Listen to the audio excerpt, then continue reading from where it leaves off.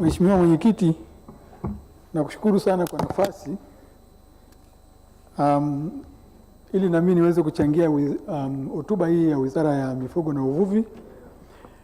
Na kwa awali kabisa niwapongeze viongozi wote wa wizara, waziri, naibu na makatibu wakuu wa wizara hiyo, lakini pia zaidi Mheshimiwa Rais kwa maono yake na usimamizi wake katika sekta hii ambayo kwa kweli inawaajiri Watanzania wengi sana. Na mimi kwa ufupi, Mheshimiwa Mwenyekiti, kama mnavyojua na kama walivyochangia wengine, hii sekta ya ufugaji, mimi nitachangia zaidi kuhusu mifugo ng'ombe. Hii sekta ya ufugaji, Mheshimiwa Mwenyekiti, pamoja na kwamba ni mila ya watu wengi sana, ya jamii nyingi sana hapa Tanzania, lakini ni sehemu kubwa ya uchumi na ajira yao, na ambayo kwa kweli bado mikakati mikubwa inatakiwa ili kuiboresha sekta hii ili iweze kuchangia kipato ya familia na kaya, lakini kipato ya taifa letu.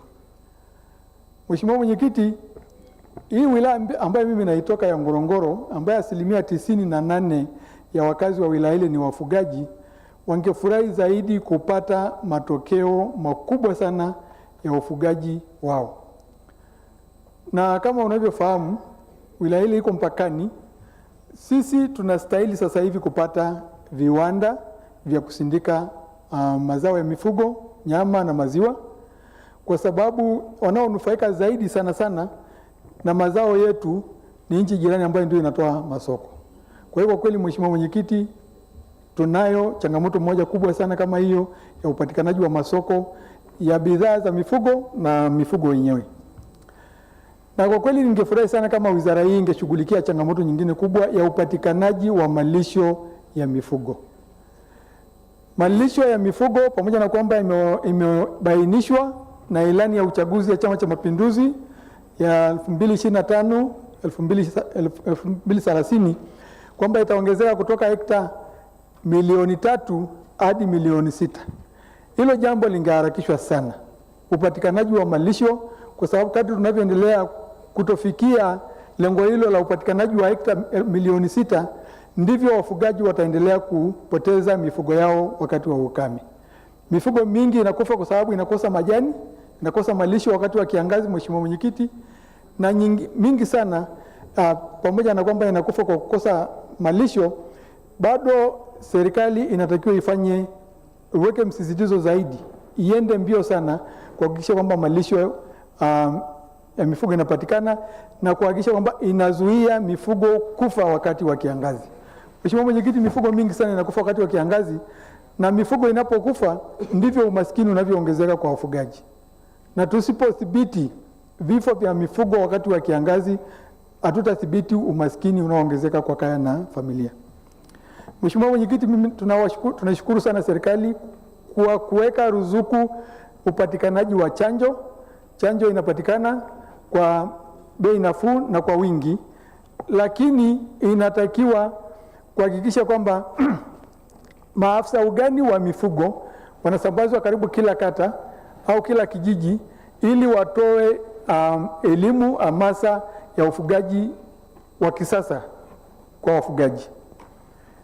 Mheshimiwa Mwenyekiti, kama unavyofahamu, maeneo mengi sana ya wafugaji yanakaa karibu na mipaka ya maeneo yaliyohifadhiwa, na mara nyingi sana mifugo inapokosea ikaingia maeneo yaliyohifadhiwa, Mheshimiwa Mwenyekiti, mifugo ile utaifishwa.